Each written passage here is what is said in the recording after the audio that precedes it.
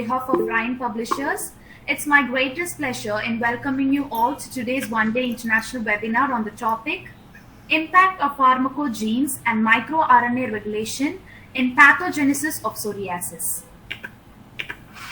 The participants can post your queries and clarifications in the chat box, and I would also like to inform that the feedback form for today's seminar would be posted in the chat box at the end of the session. It's now time to get into the session, and joining with us today is Dr. Harishchandra Anandaram. Welcome, sir. Well, thanks for the invitation. And The resource person, a highly qualified academician, had obtained his doctorate, bachelor's and master's degree in Satyabama Institute, Chennai, Tamil Nadu, India. Dr. Harishchandra Anandaram is currently working as an assistant professor in the Center for Excellence in Computational Engineering and Networking at Amrita Vishwa Vidyapeetham, Coimbatore, Tamil Nadu, India. He has 2 years of experience in teaching and 10 years of experience in research.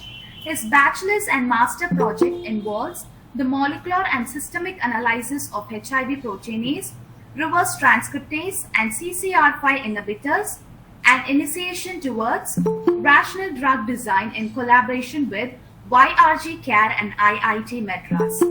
Later on, he worked as a database curator in the Ligand FAM project and initiation towards clustering analysis of ligand families in collaboration with Georgetown University, USA.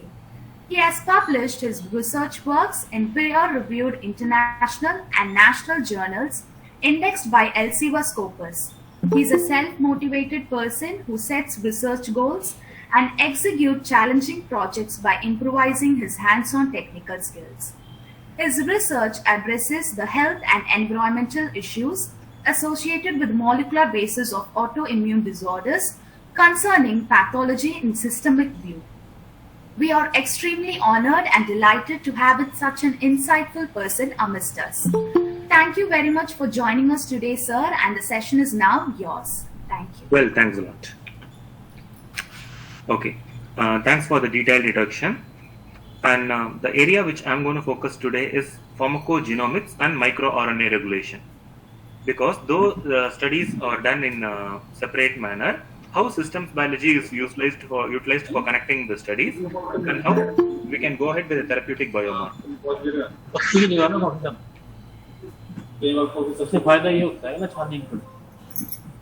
Am I audible? Yes, sir, you're audible. Okay.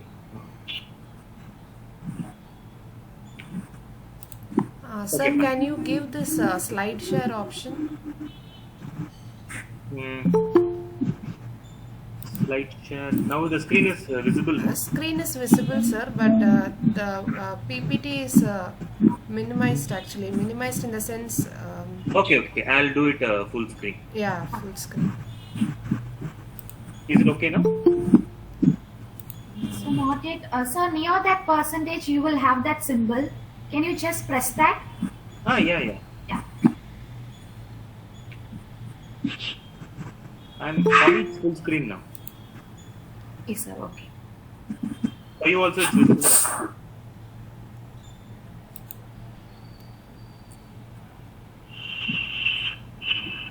Okay, fine. Okay.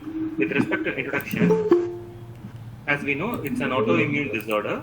So both genetic and environmental factors play a significant role over here.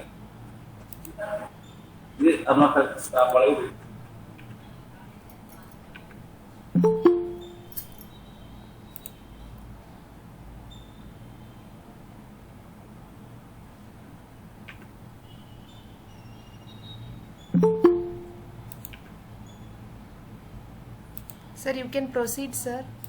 Okay, and I'm proceeding. Okay. With respect to autoimmune disorders, as we know very well that both genetics and environmental factor play a significant role in autoimmunity. So, in leading autoimmune disorders like Alzheimer's disease, there are in between inner cascades which are not yet known, because we know only the biomarker at the end stage, but in between what cascade and the mechanism is happening, We don't know really. Even such studies like confocal microscopy and other related studies are very hard to perform. So in that case, with respect to the low cost profiling, how we can go ahead? That is the task now. And with respect to systems biology, that is a techno skill in its upcoming in India, already well established in US, like developed countries, where we can understand the intermediate factors in understanding the pathogenesis. And then gene regulation, as everyone know that in all biological process, it plays a role, not only in pathology, also in physiology. And macromolecules such as DNAs, RNAs, and protein, they combine together and operate various biological responses to initiate the regulatory networks. Because regulatory networks involves various components. It is not only gene, microRNA, and transcription factors. Recent discoveries understood that even the circular RNAs and the long non-coding RNAs are also important. Let's enhance the global perspective. It is twice more common in males compared to female due to the presence of the Y chromosome factor. And then the patients only in the third or fourth decade will understand the complete progression of psoriasis, not in the first or second. So there is no proper diagnostic criteria, and the reliability of information is also a little less in case of psoriasis. But in case of cancer, the reliability of information is very high. And with respect to India, it's only 2% population disease, and prevalent in Americans, and less in case of Asians, and Europe people are also more affected. So in case of African Americans and Asians, it's only 0.4 to 0.7. And the reason for taking this study is last year it has increased from 0.44 to 2.8 in India. And let's explore the comorbidities and the related disorders. It is not a single disorder. Since it's autoimmune, it can lead to obesity, metabolic syndrome, diabetes, and etc. So you can prepare a psoriatic march map containing like for how many number of people the related comorbidity or disease has occurred. So you're still in the title slide. Did you change the slide, sir? Yeah, I'm changing actually, but it's not changing for you. Yes, sir. Oh, okay. So I'll just stop sharing and once again share it. Okay, sir. Okay.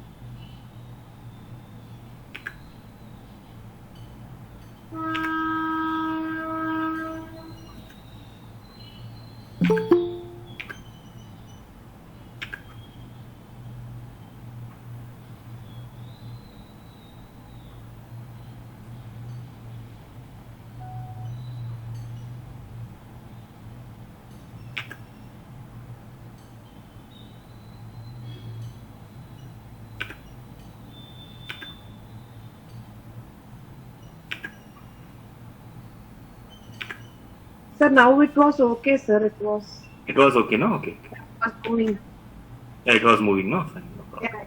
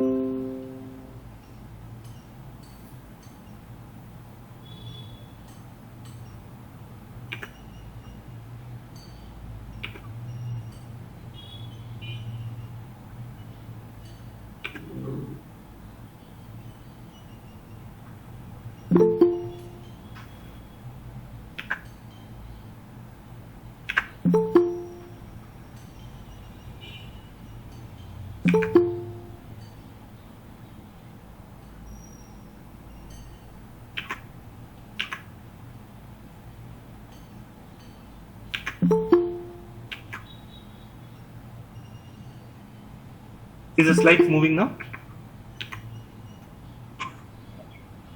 No, sir. Initially, it was moving 5 minutes before. Oh, now it's once again. Now it is still in the first slide.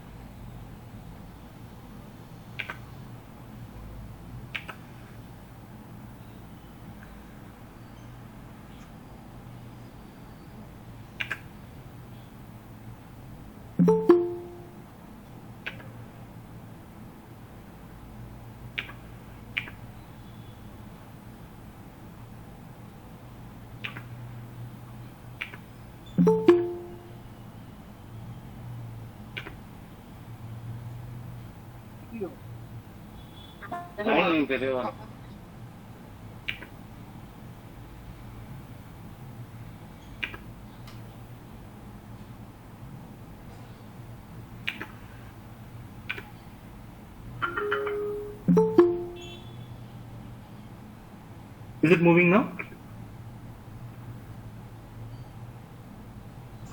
No, sir. Yeah, now there's Is the movement there? no. No, still. I think.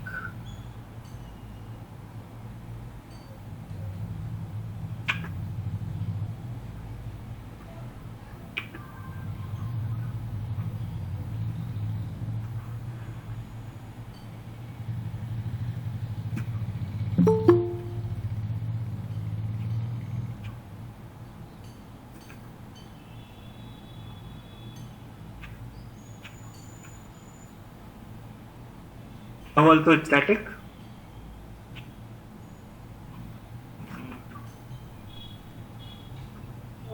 Yes, sir. It's not. That is still in the first slide.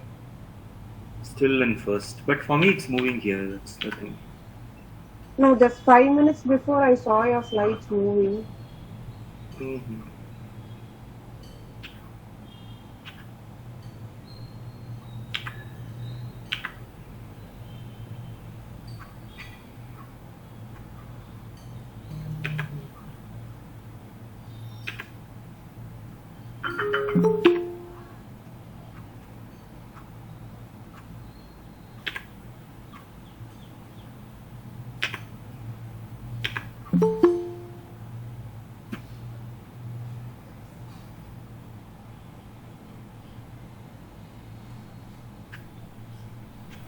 Is it moving now?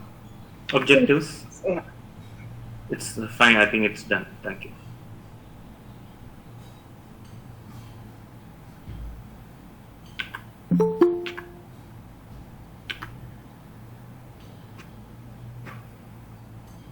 Okay, is it fine now? Everything is clear, right?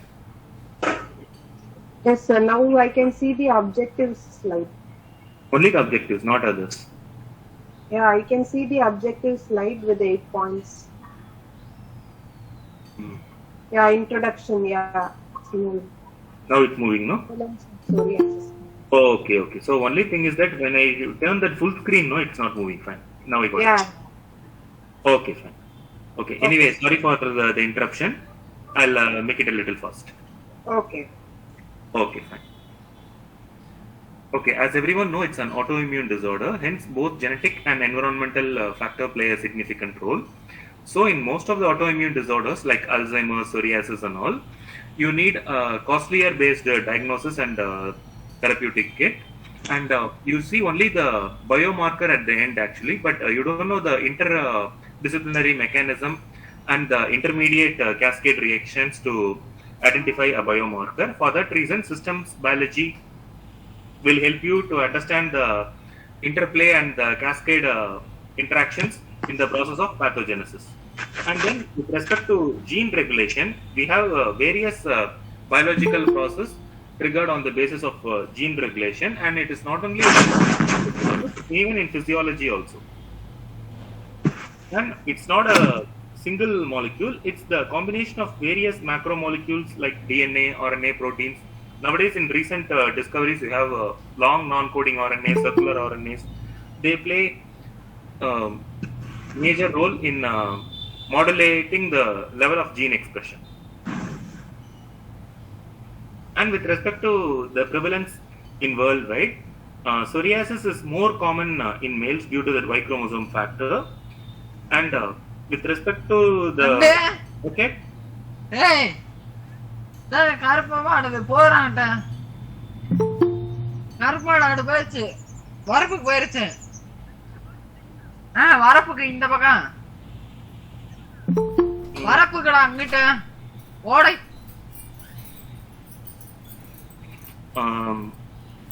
I remind participants to keep their hello. Participants, kindly mute your mic. Okay. Okay, thank you. Okay, when it comes to the prevalence, it is twice more common in males compared to the females, and mostly the patients can come to a conclusion with respect to psoriasis only in the third or fourth decade, that is the third or fourth trimester. It is in the first and second trimester they don't get confirmation, and most of the studies lack a valid diagnostic criteria, as well as there is no reliable information about the disease, because the PASI score, which the doctor indicates, will reflect only in the third trimester, not in the first or second. So diagnosis and treatment are very tough in case of psoriasis. As I've told you earlier, only in the 2% of world population is affected by psoriasis, but even it has deadly combination 2%. And in case of Africans, Asian Americans and Asian, it's only 0.4 to 0.7. And with respect to India, the increase is from 0.44 to 2.8 from the recent report. So that is the stage where I took this as a challenge and start working on biomarkers. And with respect to the psoriatic march, as I've told you earlier, since it's an autoimmune disorder, it can lead to related disorders also, like obesity, metabolic syndrome, diabetes, as well as it can also lead to psoriatic arthritis. You have more similar biomarkers in psoriatic arthritis and psoriasis.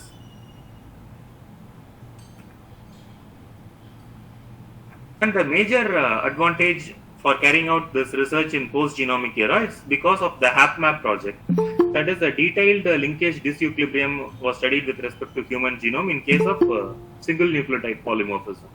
And many diagnostic criteria were suggested from the HapMap project. And next is the genome-wide association studies, where hundreds of gene loci with respect to complex disorders were catalogued. And one sad thing to note is India is not a partner in genome-wide association study, but even countries like Pakistan and Bangladesh, they contributed towards it. And in the pre-genomic era, the basic techniques always help in identifying the basic gene loci, like DNA blotting and creating genetic map, that is restriction fragment length polymorphism map, and creating human genome landscape linkage analysis, and some small microsatellites and linkage disequilibrium maps. And due to the recent developments in post-genomics, most of the significant SNPs play a major role in identifying the therapeutic biomarkers, and haplotyping is the technique being carried out there. And mainly you require high throughput genotyping facility to carry out these techniques. And how I have approached the problem in the sense, there are a lot of data available here and there. So I followed 4 approaches. In the top-down approach, I took from literature the related genes in PubMed, and I also looked for the additional variants in Mendelian inheritance, and I also looked at the basic connectivity maps in DisGeNet and string. DisGeNet is with respect to the gene-gene interaction, and the string is with respect to protein-protein interaction.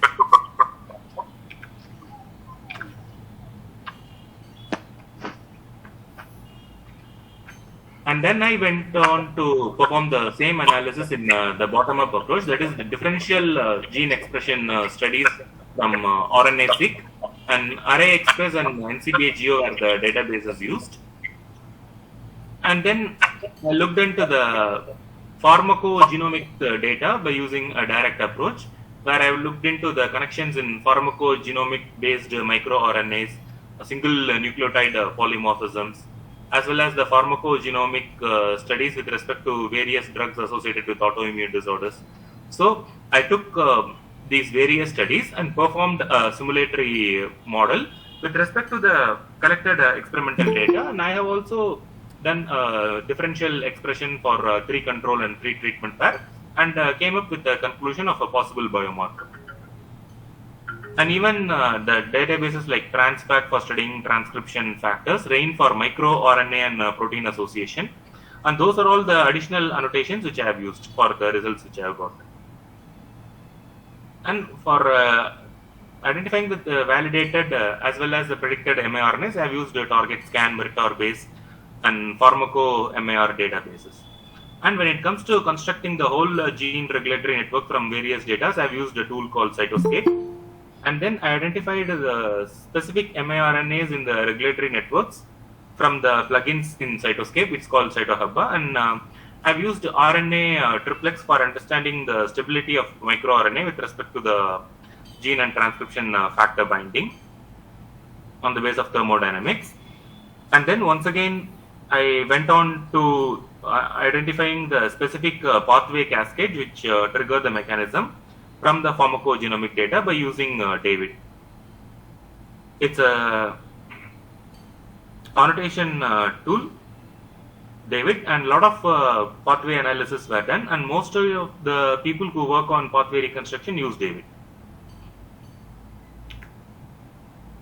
And with respect to literature review, as we all know that gene regulation play various role in a cellular process, and a significant progress is made in characterizing microRNAs. And you have the differential expression in the skin lesion, which leads to the dermis and epidermis categorization. And the study on the level of gene expression can give us critical insights with respect to the pathogenesis of any autoimmune disorder. And then the structure of a gene regulatory network can be understood from transcriptome-based studies. And the extended framework of regulatory relationship needs knowledge of transcriptomic and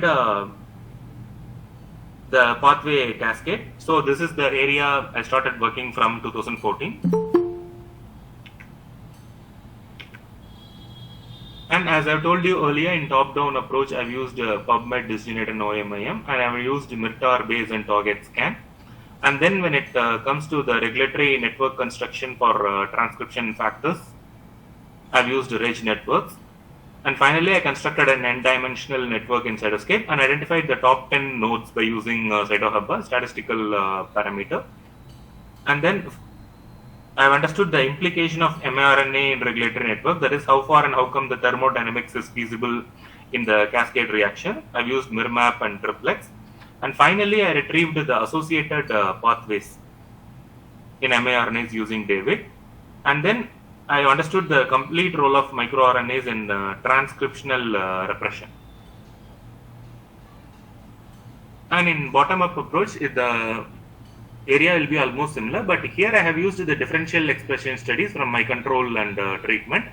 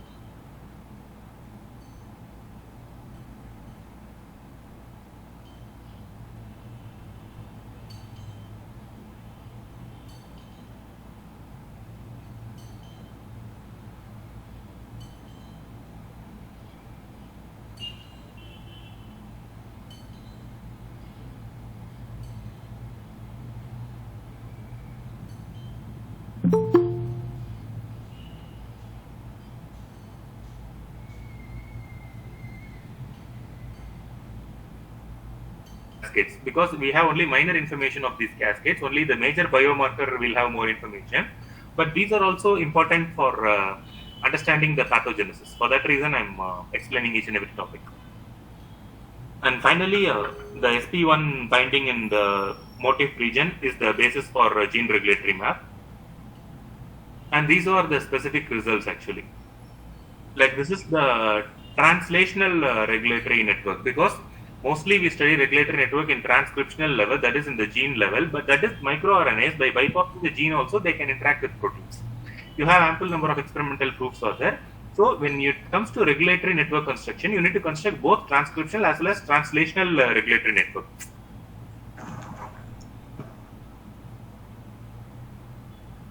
Oh, participants, has everyone understood the way I am going?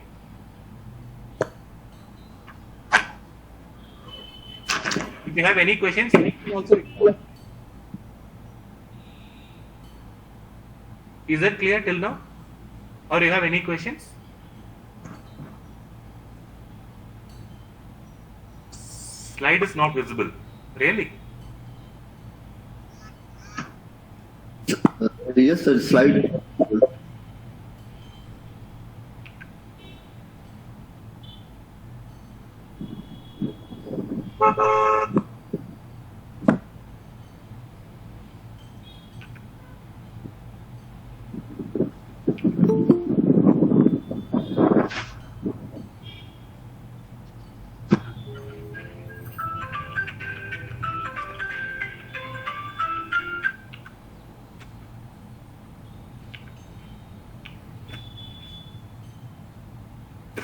Is it visible now?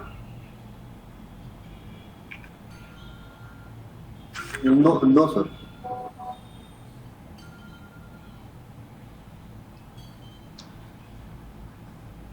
Is it okay now? Yes, sir, it's visible, sir, now. Okay. Mr. Vinod, can you tell me from which area you want me to start? That is, from which area it was not visible? I'm not sure. So slide number maybe, sir, 9 or 10, sir. Okay, okay, fine, fine. From 9, okay, no problem.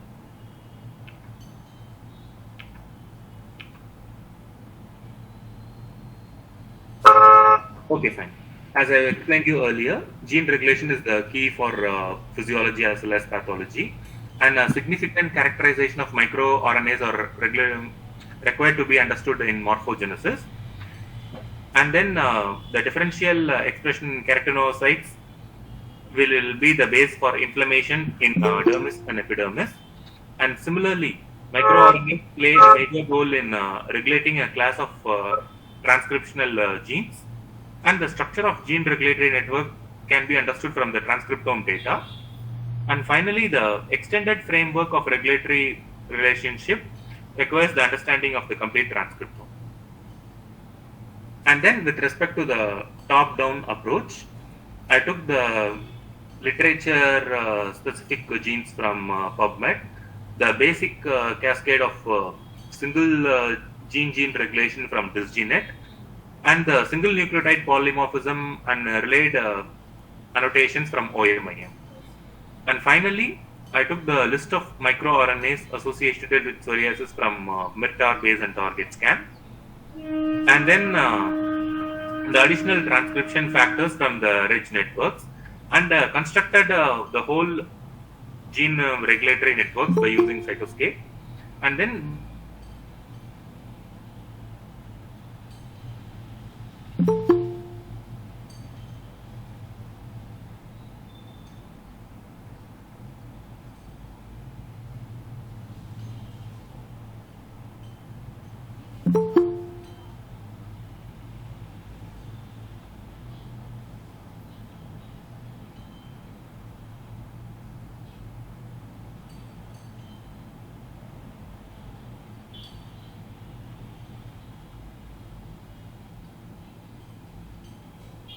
Sir, your voice is not coming.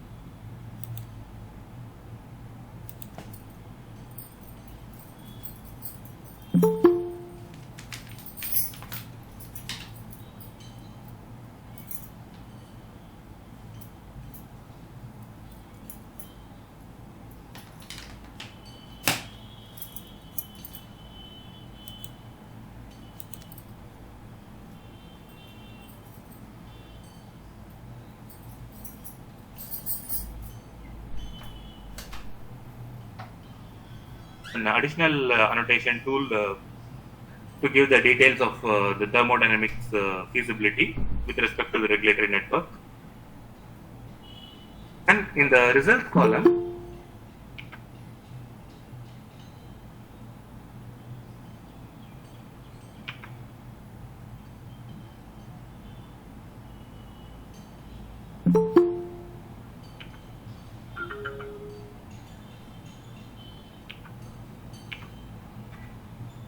Sir, the slides is not visible, sir. yeah. From till now, which was visible? Methods were okay? Yes, sir, method is not okay, sir. Oh, only from the results column it's not visible. Okay.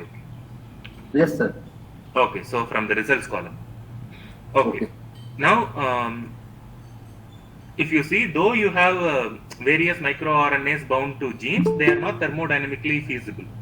So we need to ignore those microRNA and gene binding. Only the microRNAs which are thermodynamically feasible were taken for network construction. And then you can see, like, most of the work is computational and very few experimental studies were done. How far and how come the belief can be taken in the sense, because for whatever results we got computationally as well as experimentally, we rechecked the pattern in the whole human genome. And we got some binding specificity for the patterns which we predict computationally as well as the results we got experimentally. Only those patterns we have taken for the network construction.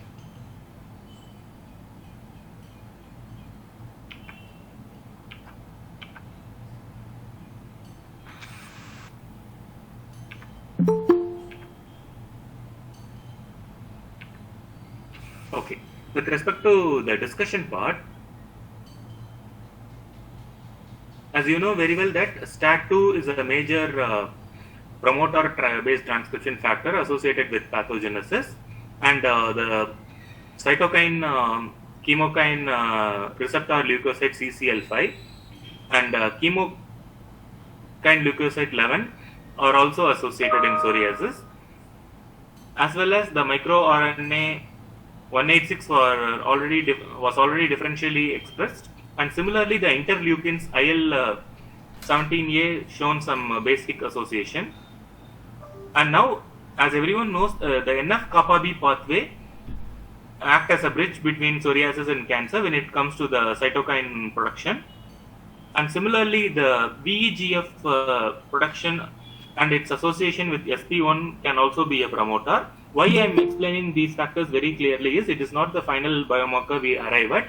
All these intermediate mechanisms in between the biomarker play a significant role in pathogenesis. And then the protein EGR1 has shown promising results in the motif binding. Similarly, the protein SP1. I think in JAK-STAT pathway, all these mechanisms can be completely understood. And when it comes to results, like though you have understood the transcriptional repression basics, now we are working on the translational repression. That is, MAR15B5P was reported as a biomarker for cancer, but not in psoriasis, and we were the first one to report it. And then the related results which tally our results were ARL5B and ACTL8 with respect to microRNA. All these results I have tabulated here were shown promising aspects of cancer pathogenesis, but not psoriasis. And ACTL8 mechanism is not completely explored because it is showing only a related gene when it comes to the 186 expression. But in our case, it is the 15B5P expression with respect to ACTL8 that is not completely understood. So this might be an alternative pathway or a differential target to tackle psoriasis in future. And then these are the statistical parameters for the networks we have constructed. And we have association with respect to immune response receptor binding. So we have some experimental proof for the statistical study we have done. And when it comes to the pathway interaction, the p-value should not be greater than 0.5. That is, only 5% error is allowed in predicting the related pathway. And why we have an additional statistic in the sense that p-value shows some saturation if you plot it. So we have an additional parameter to limit the level of saturation in the p-value. So it's obvious that cytokine chemokine receptor interaction plays a major role, and in some cases it's the cytokine and the JAK-STAT signaling. And then with respect to the mathematical model, we have got some results from the basic study we have done, but how to illustrate a mathematical model for understanding the rate of change of the gene or the microRNA or a protein can be given by this expression. That is, the differential expression of a gene is related to the synthesis of a gene and the upregulation of a gene with respect to the degradation of the microRNA. Because in gene regulatory network, it is simple that transcription factor will be the activator and microRNA will be the repressor, and the mechanism goes as a cascade.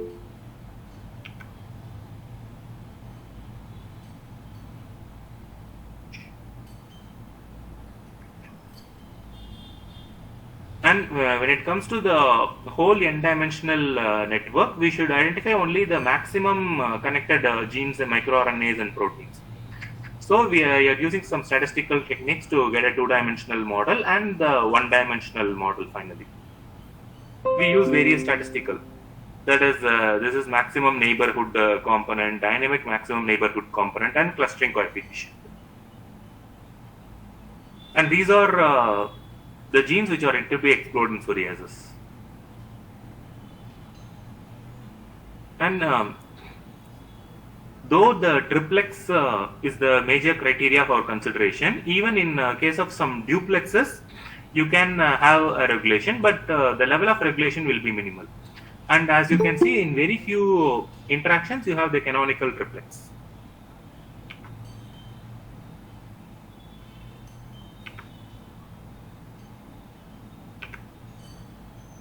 And similarly, the experimental proof for the statistical study we have done in the whole human genome data. And these are the translational cascades compared to the transcriptional cascades. And as you can see, like though we have established connections in various areas, there are some genes and proteins which are differentially expressed but lacks connection in microRNAs as well as protein. So the network reconstruction is not yet completed in a global perspective, but we have started completing the related connections and identifying the mechanism.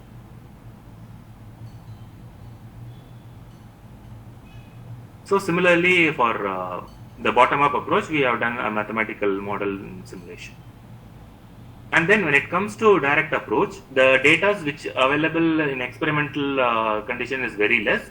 And even in our condition, we could arrive at only 3 or 4 SNPs. So the related SNPs, we took the data present in database, and we identified the statistical coefficient with respect to the data present in the database as well as the data which we got through experiment. So the concept to be understood is, it is not only a basic missense or an exon, even in intergenic area you have SNPs, even in intronic areas you have SNPs, and even they also contribute to pathogenesis.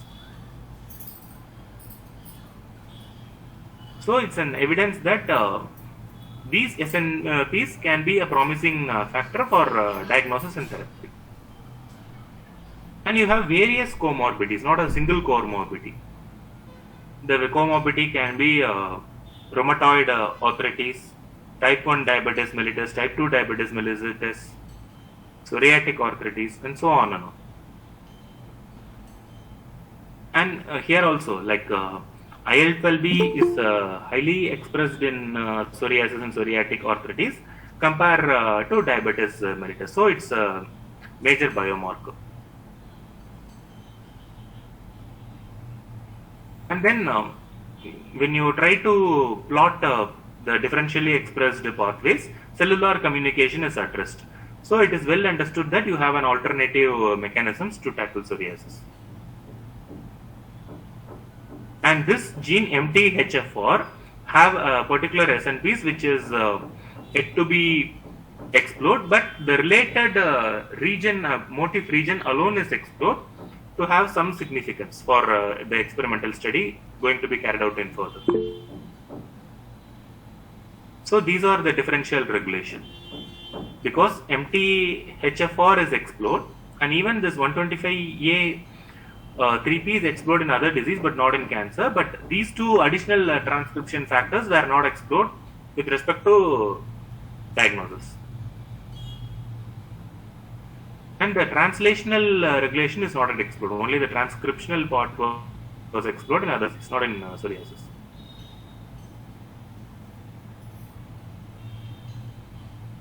And it is not only the upregulation we should study, we should also study the process of downregulation and co-expression. Co-expression is a condition where when one gene is not completely expressed, but the expression of that gene gives rise to the expression of nearby gene, that can also play a role in pathogenesis. So that co-expression modules are also considered. And these are the top 10 regulators of pathogenesis. You have a gene, microRNA, as well as a transcription factor. Here also you can see very few areas you have the canonical triplex, and since even the duplex is not found, that can be ignored. As I've told you, it is not only the cytokine chemokine, even the HTL1 infection can be an alternative pathway contributor. So as we have seen, interleukins were highly expressed in psoriasis and arthritis compared to other autoimmune disorders. They were taken as a marker, and we started a mathematical modeling of it by understanding the continuous production of TNF alpha binds to the dendritic cell to release interleukin 23, and then the Th17 cells release interleukin 17 and TNF alpha, and then the keratinocytes were getting activated, and you have a release of antimicrobial peptides, cytokines and chemokines, as well as the co-receptor in to release a dendritic cell as well as a neutral. And with respect to the mathematical model, we have identified specific cytokines and illustrated a model. And these are the variables which we have used, and the rate of simulations for peptides it's alpha, and for the TNF and chemokine it's beta, and for TNF and CCL20 it's gamma. And the influx, that is the forward reaction, and the release, that is the reverse reaction, and the neutrophil production, that is a standard reaction. All these reactions were analyzed.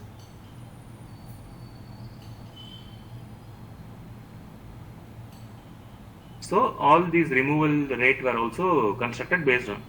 So once we get the experimental results, if we fit into the simulatory model, we can get a nearby alternative pathway to tackle psoriasis, to carry out further experiments. So all these approaches, we got only for a specific pathway or some differential pathway, no? We got some leads. So from these leads, we try to reconstruct the whole pathway associated with psoriasis. So in the process of reconstruction, we have taken 92 genes from one approach, that is top down, and 155 genes from bottom up approach, and similarly the microRNAs, and then the whole network was reconstructed. And then since the network is very huge, we have used the submodule based cascade filtering, and we got some transcription factors and genes, because microRNAs in submodules it is very tough to get, but you can find relation from the submodules. And then till now what we have understood is, based on the experimental and statistical measures we have done, there is a relation, but how far and how come the relation will affect the whole pathway in various cascades, that is the forward, reverse, as well as the standard cascades. You have a regulatory cascade mechanism with respect to the differential. So these are the specific cascades obtained from the whole network, and the simulation was done for all these cascades. And finally, as I told you, this MTHFR also have a co-binding with these two miRNAs, and this particular miRNA was not reported as a biomarker till date, but we have substantial proof to report now. And the differential binding. So as you can see, for all these cascades, no, the disease association ratio is really high. Only those cascades we took.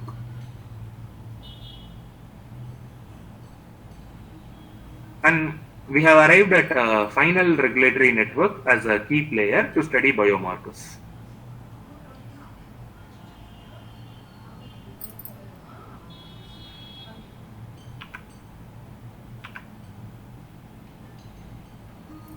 And these are the specific factors and markers we got from our results.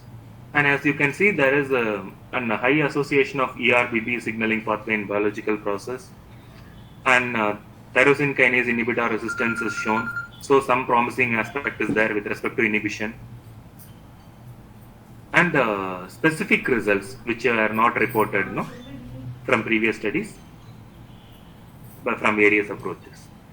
So what I would say is, this study has just aided an initial understanding to understand the complex regulatory mechanism in pathogenesis, and it will provide a lot of putative and therapeutic targets, and further investigation of these microRNAs and transcription factors in not a single pathway. We need to apply various biological pathways in different conditions to observe the significance in pathogenesis of psoriasis as well as in Alzheimer's, because that's also an autoimmune disorder now, because from neurodegenerative people have understood it's autoimmune. And these require a lot of biological experiments. Only very few experiments were done. A lot of experiments are required even now to substantiate it. And the further scope would be like we need to simulate this regulatory network again in the mathematical model for all microRNAs, not only the specific one which we got. And this is the recently published paper in 2018 in biocatalysis, the impact factor is 2. And I'm working on some additional areas in simulation to publish in very high impact. And these are some small short communications and based results for various approaches. This is first one is based on the genome-wide association study, second one is based on the microRNA binding, and this is based on neural network based analysis,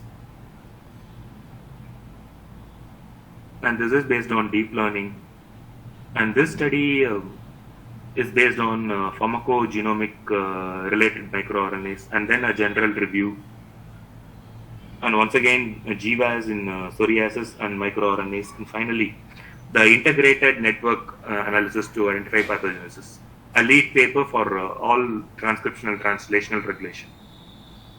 And I have also presented a part of this study in 2014 itself, but the study is ongoing even now. There are a lot of missing connections we are trying to establish for a high impact journal. And these are the various results from various papers we have published. This is like how TNF alpha is connected to HSA-MAR 125B5P. And this is from target, that is how many possible targets a microRNA can have with a gene. There is how many possible binding is there for in the microRNA. Suppose the 22 mer sequence can have a 2 6-mer or a 3 5-mer or a 2 2-mer binding in this gene. And as I have told you, the number of binding it can be specific with respect to the interleukins and VDR families. And this is like this is, though you have the whole gene here and the microRNA here, these are the segments where you can have the maximum level of binding. And the various microRNA gene binding interactions. And then in this area, it's from NRICH-R actually. So for adjusting the fluctuation of p-value, you have a z-score, and combined score is giving you the maximum level of feasible interaction.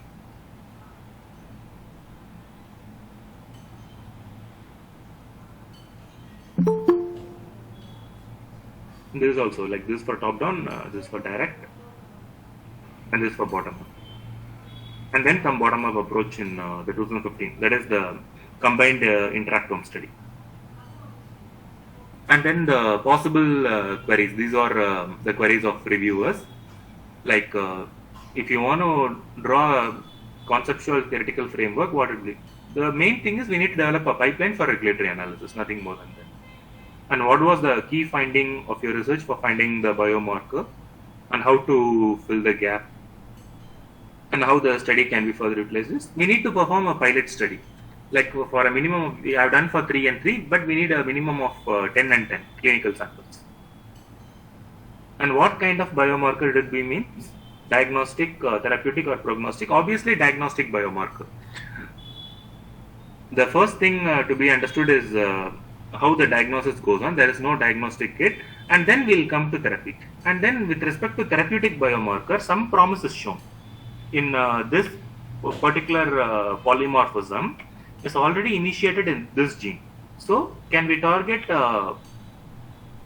this gene with respect to this microRNA as a biomarker? We can go ahead with the level of substantiation expression.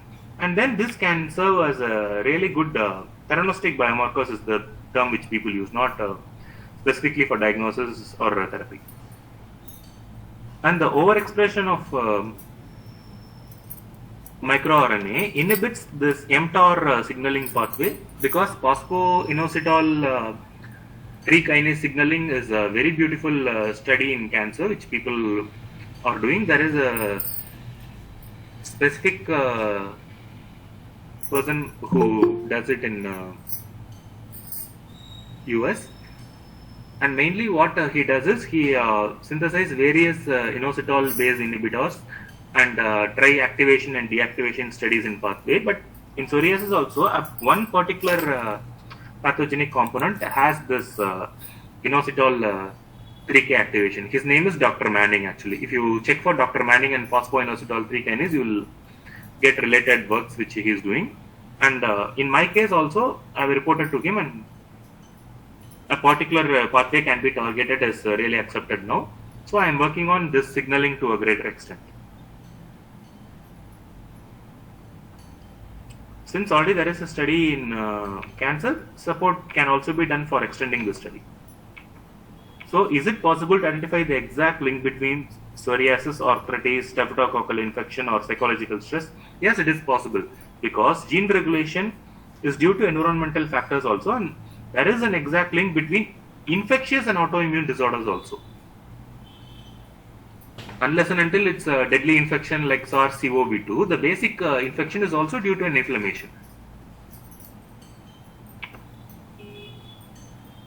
And for the second query, the main purpose of mathematical modeling or ordinary differential equation to explain the activation as well as the repression, because since it is activation as well as repression is dynamic, we need a model. And to explain the activation of IL-23 inducing epidermal hyperplasia and psoriasis, that is the first pathogenetic component, epidermal hyperplasia, through the activation of cytokine chemokine receptors. And obviously the pathway is NF-kappa B. Are certain network parameters more promising than others in identifying important targets? Yes, the degree parameter is more promising, because maximum number of connection is the initiator to get the relative regulation. And how would you extend this study to other diseases? Can it become a pipeline? Obviously, this work can be extended to other diseases, because all disease occur due to an error in the signaling process of gene regulation. And can it become a pipeline? Yes, it can. And the most promising target to tackle psoriasis is obviously HSA MIR 125B3P, because in other cases only the gene level interaction is shown, but in this case there is a polymorphism association with the gene, and this mRNA is targeting here also. And recently some related studies have proved it actually.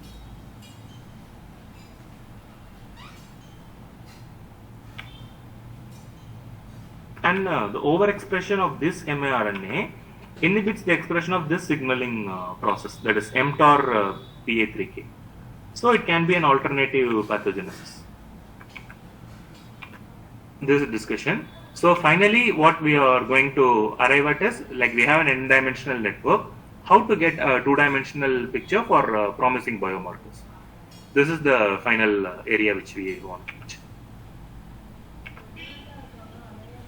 Well, I hope I have done justice to my 1 hour presentation by explaining the basics of pharmacogenomics, pathogenesis, as well as the microRNA and transcription factor dynamics.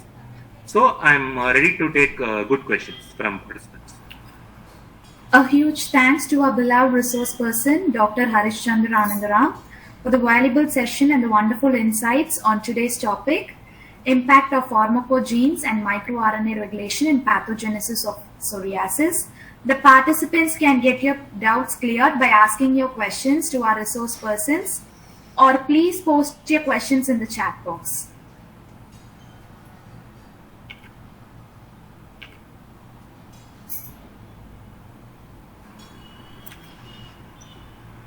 Excuse me, sir.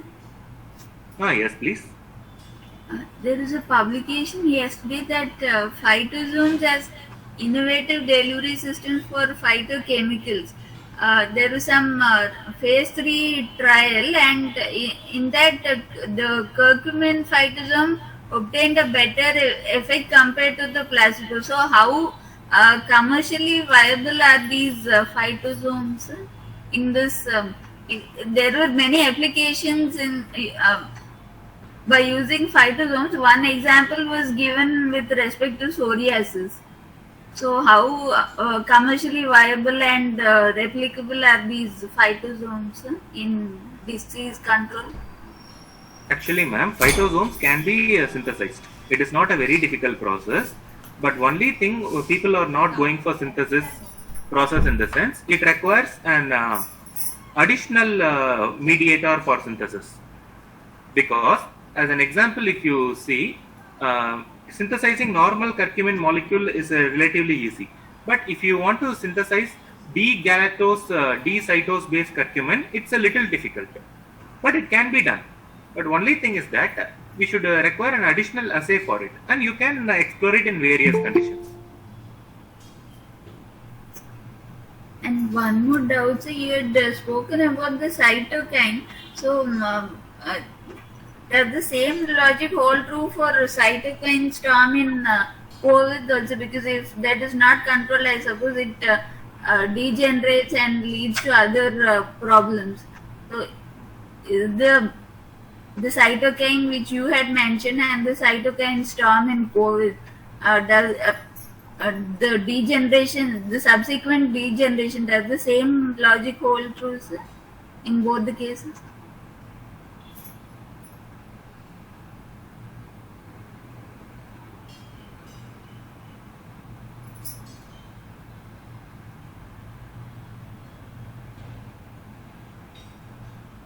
Excuse me, sir?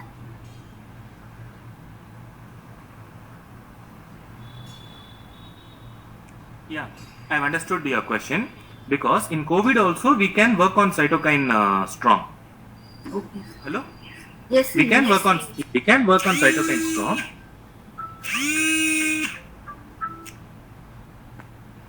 But the problem in COVID is the spread is really dynamic, right? So the cytokine signaling is also not relatively easy as in case of psoriasis. Because in case of HIV, now it is standardized that it is cytokine chemokine receptor 5. And in case of psoriasis also, it is standardized like cytokine chemokine receptor 20. But in COVID, it's highly dynamic. You cannot standardize it recently with respect to the studies we have. But once we have a standardized process, no, by understanding the complete logic behind the delta plus and delta plus plus mutations, then we can go ahead. You got it, ma'am? Yes, sir. But in Thanks a lot. psoriasis and HIV, we can start. But in COVID, it's what to say. At present, it is a challenging research question only. Thanks a lot. And one more concept is thanks for asking about these phytozoans and all, because that is the research area which we are planning to target. Okay. Thank you, sir. Thank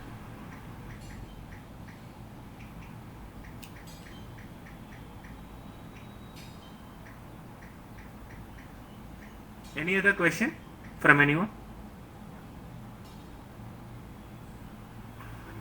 Excuse me, sir. I have one more doubt. There is an issue sometime back regarding contract manufacturing and Moderna regarding the mRNA vaccine. So, what is the role of patents and intellectual property rights in such kind of mRNA regulations for psoriasis? Yes. Actually, it is not with respect to psoriasis specifically, Yes. because microRNAs, the main component is, it's a natural molecule, right? As everyone know, it can be synthesized by our body itself. So, the only area where you can go for patent is the differential process in synthesis of microRNA. Or else, it can be a slight modified form of microRNA or mRNA, whatever case. So, since it's a natural molecule, as such it cannot be patented. Only either the modified process or the product can be patented. And one more thing is that all these mRNA vaccines are required to be in minus 70 degrees centigrade. The cryogenics is used. Cryogenics can be used, But suppose if temperature goes less than minus 200 in extreme cases, you need a revert back within 2 to 3 days to minus 70 once again. So once injected, no, it has to go back to minus 70. So temperature maintenance is the concern which we have in real time, not anything more than that. With respect to molecular biology, it's fine. The working mechanism is well established. But in real time, it's tough to maintain that minus 70 always. Suppose in power goes down, no? If hospital is not having that facility, it's tough, right? Yes. And the Patents Act was amended in 2000.